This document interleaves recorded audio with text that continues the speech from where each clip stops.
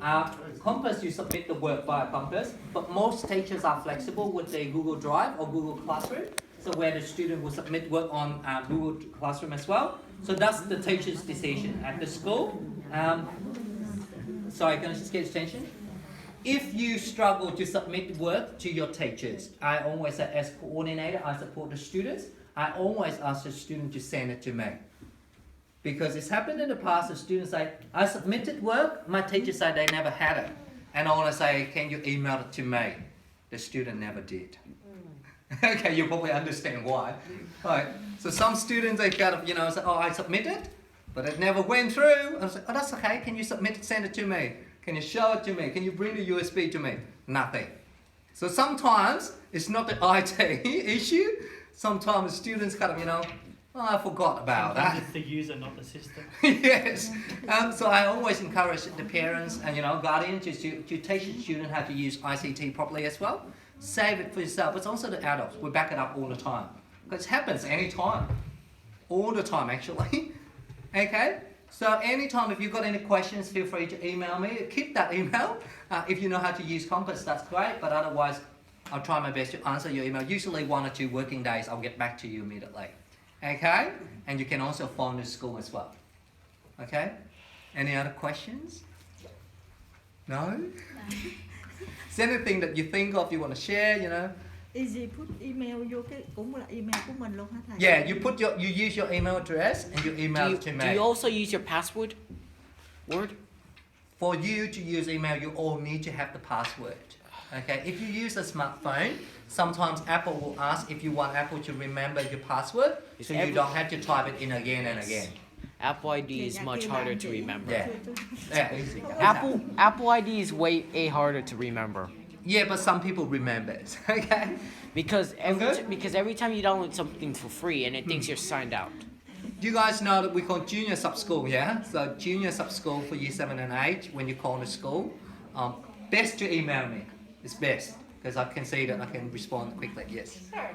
I'm good. Please ask questions. That's my time. If you don't ask questions, I don't know what I'm doing here. Because most of the kids, it's like they're so shy to actually go to the school, and it's like if you ask, with the year 7s, are there any sports within the school that they can participate in? Yeah, there are a whole lot of extracurricular activities. So I know a lot of teachers organise after school sport. It's not competitive as such yet, so a lot of us just do organise kind of safe space for the kids to play some sport. I myself run badminton sessions after school twice a week, and I know there are other teachers doing rugby and basketball and volleyball. Now I don't know when they do that because it's all about volunteer hour time at the moment, and we haven't got a coordinator as such writing down when people run that. So usually these notices will send to the parents via Compass. So if you check your Compass regularly, you would have seen the notes about badminton at least a couple of weeks ago or 3 weeks ago when we started running it. So it's running after school every Tuesday and Friday. For the other sport, I know they are running, but I don't know specifically when they're running because those notices sent to you parents and students, not to me as a teacher. So check Compass. And if you are not sure, when some of the children say, oh, I'm attending basketball or whatever, they never show up, you can call the school and check. The school often can help you with that as well. Because it says on Compass, like for example with badminton Yeah. or other sports, but I think from memory it's actually applicable for the higher. There will be specific. No, there will be specific notifications because I'm not sure who's running what, but I run for year 7 to 12. Yeah. All right. I've got to go and visit another class. Lovely to see all of you. If you think of any questions, feel free to email me. I'll try my best to address your questions within 1 or 2 working days. Thank you. Have a great day. I've got to go to see that class. See you. See you. Thank you.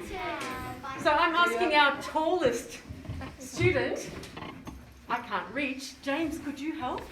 Okay. Can you see? Oh, there you are. Can you see the on button, James? Yep, I think it's in the middle. Your battery's dead. Just move forward. We want the little circle. Can you see that one?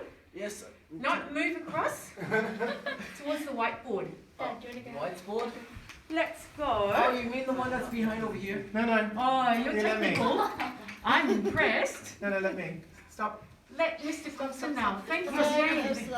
Arigatou gozaimasu.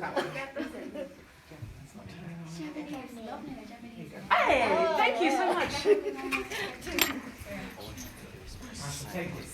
Can we just say hello to Yes, of course. before you start? We just wanted to pop around to the rooms and say hello and to thank you all for coming tonight. We really, really appreciate it. And we also just wanted to tell you how well your sons and daughters are settling into secondary school. All of their teachers are saying that. The coordinators are saying that.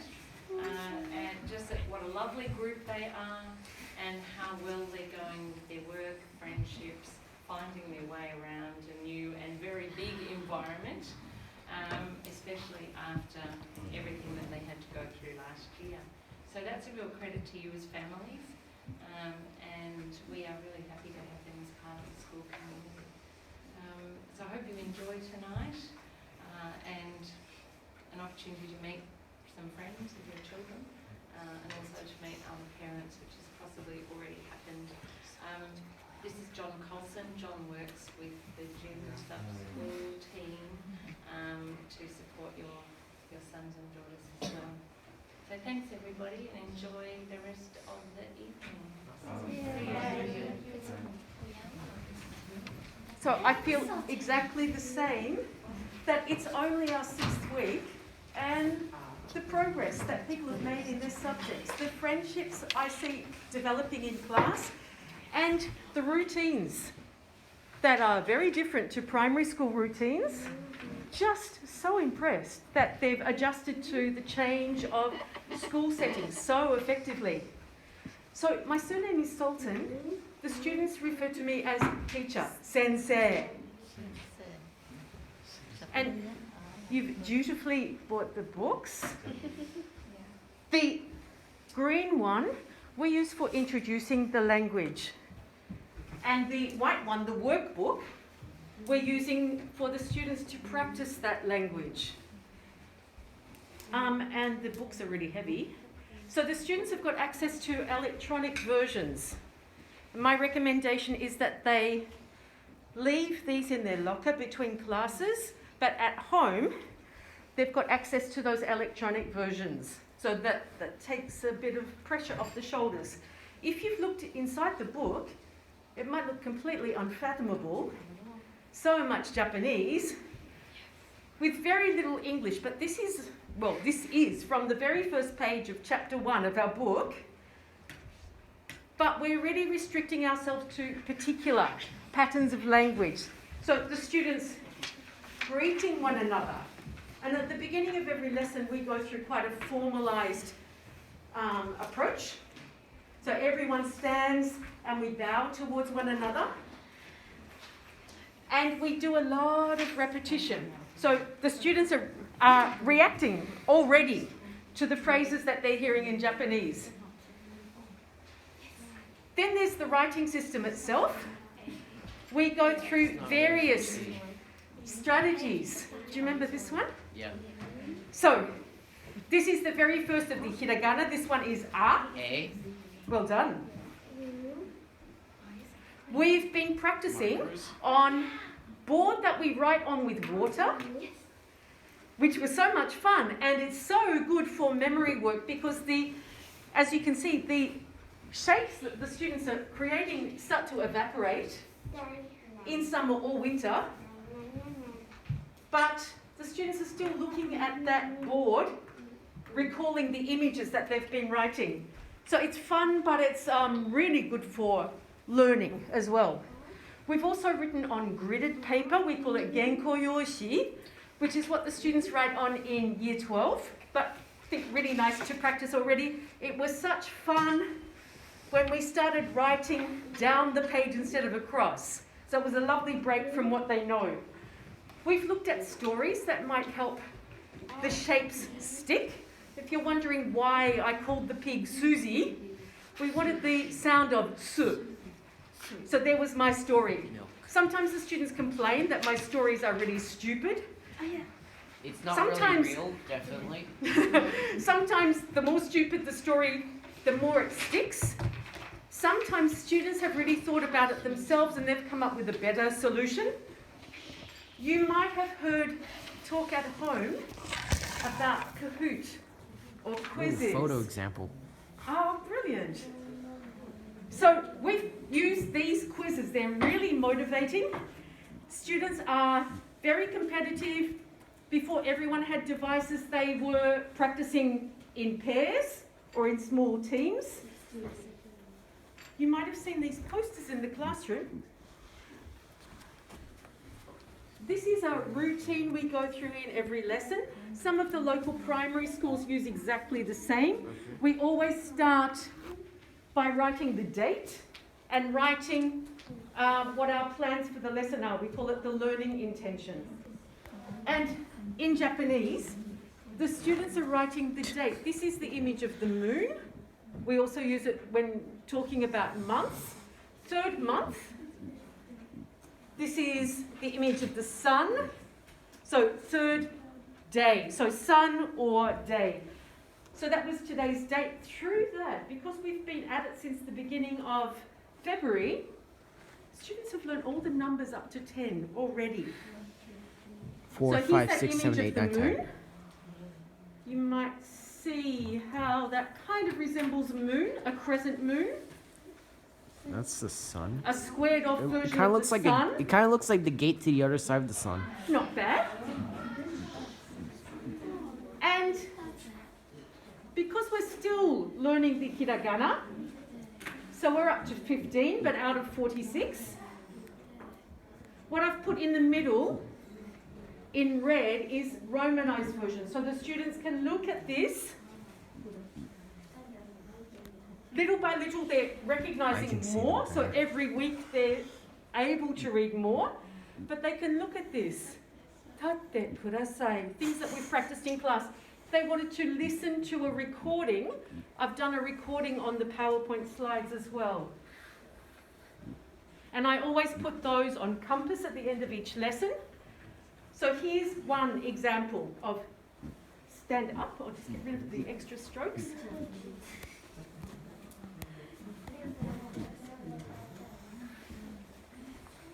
And the students are hearing this in the lesson, time after time after time. When we're going through phases of the lesson, I might ask them to look at the whiteboard. Whiteboard or mite kudasai. Might be that we're going to practice some pronunciation and I want them to listen first. Kite kudasai. And if that seems all very teacher directed, this is coming from the students who were drawing what they knew about Japan already, or a small portion of what they knew already. I think you can see from the illustrations here, two students who really love anime. Oh my god, this gets worse. So for a lot of people, it's their obsession with anime which helped them decide between Italian or Japanese as a language to study. Yeah, it's beautiful. I'm so like some extraordinary, beautiful. This is the kanji, the characters for Japan. You can also see them practicing the numbers.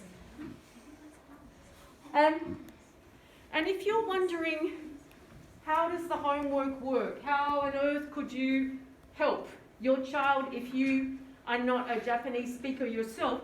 There are lots of things. The students so far have been practicing the hiragana as their homework. It might be that you create flashcards with your child that you could like use a tag. with the Japanese on one side and with the Romanized Japanese. You can say, what's this one? And you've got the cheat sheet on the other side. Oh, Ka, this is ka. And you can be nodding. But that support is really crucial. We've learnt songs, we've done a dance. Can I help? Yeah, quick question. What's the difference in the Chinese character compared to the Japanese character So we don't get mixed? We don't use simplified characters, so a lot of the students studying Chinese would be learning simplified characters. So for example, 4 strokes down the bottom in simplified Chinese would be a dash going across. So we use the older characters. The pronunciation of those is very influenced from the original Chinese too. But it means that the students can look at Chinese and make a lot of sense of what they're seeing too. So you could be saying 2 for the price of 1. The homework, I always put on Compass in the news feed, so there's the link that would take them to this from Quizlet, an app that I write for, and the students could use various ways of practicing. The 2 down the bottom are like video games, and they're really motivating. I often get notifications in my email that someone's beat my score, that someone's beat my time. I think mine's 6.46, I think. Oh, and with me, I'm more like 11 seconds. So there are some strategies for you to help your child, but really it's the support, the general support that you give your child. I would ask the students to do 20 minutes for each of the 3 lessons of Japanese we have a week.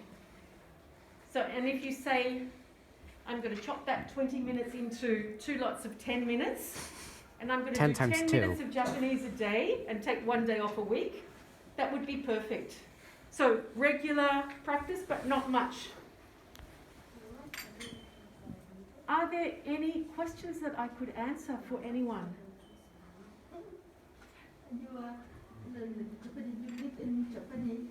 So I've spent probably half my life in Japan. I worked at the embassy in Tokyo for a long time. I had a punk band in Tokyo as well, but have just used it and love it to pieces. And it's just so fascinating to watch